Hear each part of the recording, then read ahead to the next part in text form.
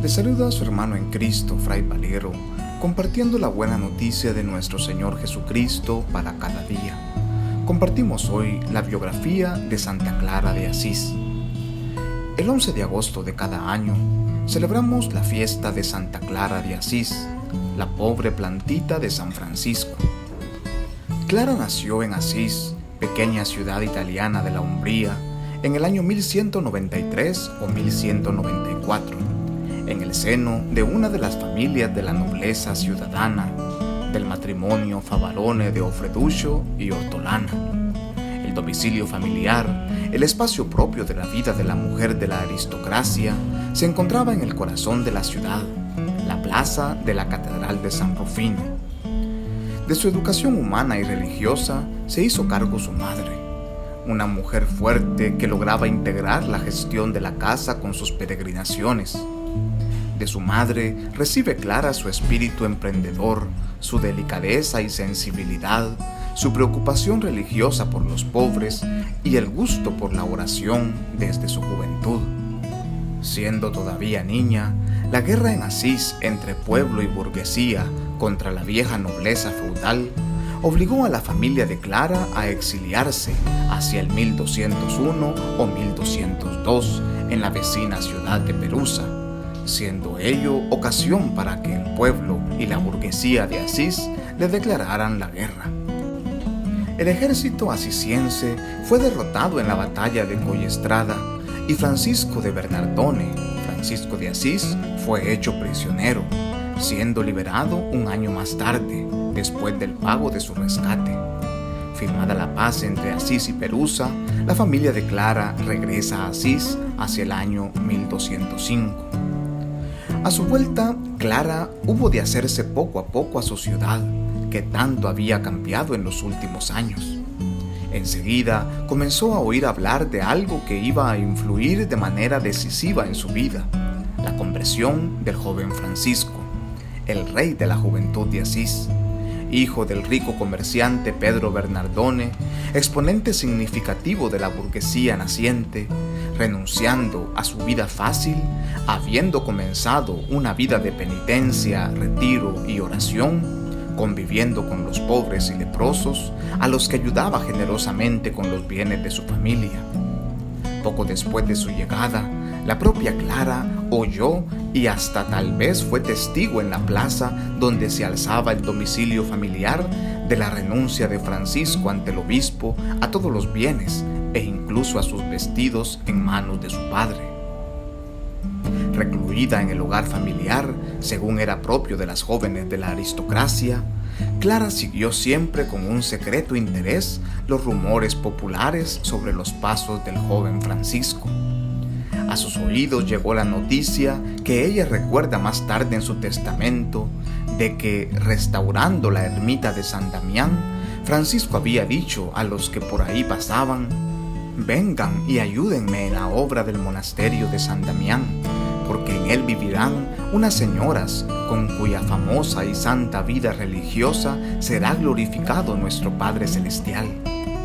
Supo también Clara que inmediatamente se habían unido a Francisco algunos otros jóvenes de la ciudad, unos miembros de la vieja nobleza, otros de la nueva burguesía y otros finalmente gentes del campo, artesanos, y que, conseguido del Papa Inocencio III el reconocimiento oficial de su forma de vida y regla, se habían establecido en la ermita de Santa María de los Ángeles, actuando como predicadores pobrísimos itinerantes, predicando en iglesias y plazas y viviendo del trabajo de sus manos y de la limosna.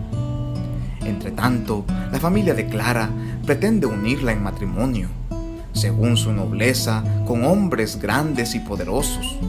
Pero la joven, que tendría entonces aproximadamente 18 años, no pudo ser convencida de ninguna manera, porque quería permanecer virgen y vivir en pobreza. Clara quedó fuertemente impresionada por la conversión de Francisco, cuya forma de vida le interrogaba profundamente, y poco a poco, durante unos 5 años, fue madurando en ella la idea de compartir su forma de vida y pobreza. Con este fin, se encontró en varias ocasiones con el santo, haciéndolo a escondidas, dadas las lógicas resistencias del ambiente familiar y la necesidad de mantener a salvo la buena fama de una mujer de su clase. Clara le informó de su propósito, que Francisco alentó, por lo que en la noche del Domingo de Ramos de 1212, después de haber vendido los bienes de su dote para el matrimonio y distribuido lo recabado entre los pobres, Clara se fugó de la casa paterna y en Santa María de los Ángeles, donde la esperaban Francisco y sus compañeros, el santo aceptó su consagración a Dios. Francisco la llevó seguidamente al monasterio benedictino de San Pablo de las Abadesas, en Bastia, Umbra, uno de los más importantes y ricos de la comarca, con el fin de defenderla frente a la más que probable ira de la familia y a la espera de clarificar cuál habría de ser su forma de vida y su participación en la vida de su fraternidad. Conocedores de su paradero, los familiares, que tal vez hubieran podido aceptar de ella una opción por la vida monástica, pero que considerarían, sin lugar a dudas, una bajeza inaceptable su opción franciscana. Ellos quisieron sacarla por la fuerza del monasterio, cosa que no lograron tanto por la firmeza de Clara y el hecho de hacer constar su consagración a Dios, como por el derecho de asilo de que gozaba el monasterio. Después de una breve estancia en San Pablo, Clara pasó a la comunidad de Santo Ángel de Panzo, a las puertas de Asís, donde un grupo de mujeres religiosas vivían vida común. Buscaba con ello una forma de vida más conforme a la que llevaban Francisco y sus hermanos. Estando en Santo Ángel, se le unió su hermana Inés, Santa Inés de Asís, que en las manos de Francisco se consagró también a Dios. En breve se les unieron otras compañeras, y según el testimonio de la santa en su testamento, todas ellas prometieron voluntariamente obediencia a Francisco. Pocas fechas más tarde, Clara y sus primeras hermanas se establecieron en San Damián, por lo que se las conocerá enseguida como damianitas, y recibieron de Francisco la forma de vida con la que tenía lugar su plena incorporación a la fraternidad franciscana, después de sus tanteos monásticos y penitenciales. De ello da fe la propia Clara en su regla cuando dice: y considerando el bienaventurado Padre Francisco que no temeríamos pobreza alguna, ni trabajo, ni tribulación, ni afrenta, ni desprecio del mundo, sino que al contrario, todas estas cosas las tendríamos por grandes delicias, movido a piedad, escribió para nosotras la forma de vida, con el propósito sobre todo de que perseveráramos siempre en la santa pobreza. La forma de vida de las hermanas de San Damián chocaba directamente con los modelos de vida femenina ya existentes. Seguramente Clara y sus primeras hermanas sufrieron en un comienzo grandes incomprensiones por parte de las autoridades eclesiásticas, que siguiendo lo mandado en el Cuarto Concilio Lateranense de 1215, prohibía nuevas formas y comunidades religiosas al margen de las reglas tradicionales, teniendo en el punto de mira, sobre todo, las nuevas comunidades religiosas femeninas, que no raras veces habían ido surgiendo sin una regla precisa y hasta sin el reconocimiento del obispo respectivo. Como consecuencia de ello, Clara y sus hermanas se vieron obligadas a aceptar la regla benedictina, poco acorde con la forma de vida y pobreza de San Damián. Pero Clara no se resignó a ello, y para salvaguarda de la originalidad de su inspiración y de las peculiaridades de su vida religiosa en pobreza, minoridad, fraternidad y contemplación, solicitó y consiguió del Papa Inocencio III el llamado privilegio de la pobreza, es decir, la autorización de poder vivir sin privilegios, sin rentas ni posesiones, siguiendo las huellas de Cristo pobre. Entretanto, Francisco dejó totalmente en manos de Clara el gobierno de su comunidad, pasando a ser su abadesa, cargo que ella asumió, según escribe su biógrafo, porque la obligó el bienaventurado Francisco. El 29 de noviembre de 1223, el Papa Honorio III aprobaba mediante bula la regla de Francisco para los hermanos menores, con lo que Clara comenzó a soñar con acogerse a ella, liberándose de la regla benedictina y de las constituciones ugolinianas. Pero por el momento hubo de soportar la tensión de la espera, al tiempo que veía a Francisco aquejado por un sinnúmero de dolencias, y lo que para él y ella era peor, abatido y angustiado porque una parte de sus hermanos parecía haber olvidado la primitiva radicalidad evangélica de la pobreza y la humildad.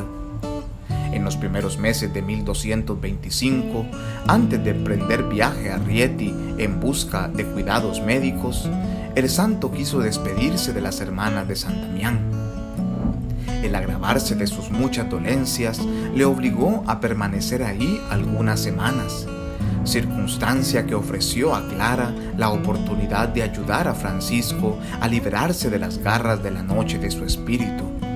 En esas horas sombrías del desaliento que turban tan profundamente las almas más bellas y esterilizan los más grandes esfuerzos, Clara se encontró a su lado para mostrarle el camino seguro, y recobraba la paz de su espíritu. Francisco, hecho físicamente todo él una llaga y casi ciego, compuso entonces la primera parte del Cántico de las Criaturas y su exhortación cantada para Clara y sus hermanas, invitándolas a perseverar con gozo y alegría en su forma de vida y pobreza. En la tarde del 3 de octubre de 1226, moría Francisco en Santa María de los Ángeles. Al día siguiente tuvo lugar el traslado de su cuerpo a la iglesia de San Jorge. A su paso por San Damián, Clara y sus hermanas pudieron darle su último adiós. La muerte del padre Francisco, a quien Clara había considerado siempre su columna, su único consuelo después de Dios y su apoyo, supuso para ella un gran vacío, pero lejos de alejarla de su propósito, avivó en ella el fuego de la fidelidad al camino evangélico franciscano. El 16 de julio de 1228, el cardenal ugolino, ahora Papa Gregorio IX, presidió en Asís la ceremonia de canonización de San Francisco, aprovechando la ocasión para visitar a Clara, a quien profesaba una profunda estima. Quiso urgirla para que aceptara propiedades con las que asegurar la vida del monasterio, pero Clara se le resistió con ánimo esforzado y de ningún modo accedió. Y cuando el pontífice le responde: si temes por el voto, nos te desligamos del voto, le dice ella: Santísimo Padre, a ningún precio deseo ser dispensada del seguimiento indeclinable de Cristo. Y la santa consiguió arrancar entonces del Papa la confirmación del privilegio de la pobreza, que más tarde extendió a otros de los monasterios surgidos según el modelo y la inspiración de San Damián. La enfermedad apareció enseguida en el horizonte de la santa y se hizo su compañera de camino en medio de la monotonía de lo cotidiano. Rota ocasionalmente por algún que otro suceso excepcional, como el ingreso en San Damián hacia 1229 de Beatriz, la hermana pequeña de Clara, y poco después de su madre Hortolana, o el asalto a San Damián en 1240 de las tropas sarracenas pagadas por el emperador Federico II, que pretendía imponer su autoridad en Asís. Clara manda, pese a estar enferma, que la conduzcan a la puerta y la coloquen frente a los enemigos, llevando ante sí la caja de plata donde se guardaba con suma devoción el Santísimo Sacramento, la cual levanta con gran fe. De inmediato, los enemigos muertos de miedo se escaparon deprisa por los muros que habían escalado. Al año siguiente, un nuevo suceso bélico vino a turbar la paz de San Damián. Asís era asediado por Vital de Aversa, al frente de las tropas imperiales, y la ciudad se vio liberada del asedio por la oración de Clara y sus hermanas. Inocencio IV aprueba una regla para las hermanas de San Damián, en la cual la fórmula de profesión religiosa de la regla de San Benito es sustituida por la de San Francisco. Sin embargo, esta regla encontró también fuertes resistencias en algunos otros monasterios, por lo que 3 años más tarde el mismo Papa declaraba que no era su intención imponerla, ocasión que aprovechó Clara para presentar a la aprobación pontificia su propia regla franciscana, redactada teniendo como base la regla de San Francisco y los escritos del santo para las hermanas de San Damián. En septiembre de 1252, el cardenal Reinaldo, en su condición de cardenal protector de la Orden de los Hermanos Menores y de la Orden de San Damián, aprobó en nombre del Papa para el solo monasterio de San Damián la regla de Clara. Desde hacía algunos meses, la enfermedad mantenía postrada en lecho a la santa, haciendo temer en más de una ocasión su próxima muerte. Clara dictó su testamento. En el proceso de canonización, las hermanas de San Damián narran un hecho prodigioso que habría tenido lugar en la Nochebuena de ese mismo año.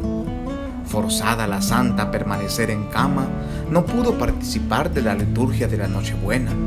Lamentándose afectuosamente de ello ante el Señor, pudo ver desde su propio lecho a los hermanos menores que celebraban la Eucaristía en la Basílica de San Francisco de Asís y unirse a su celebración.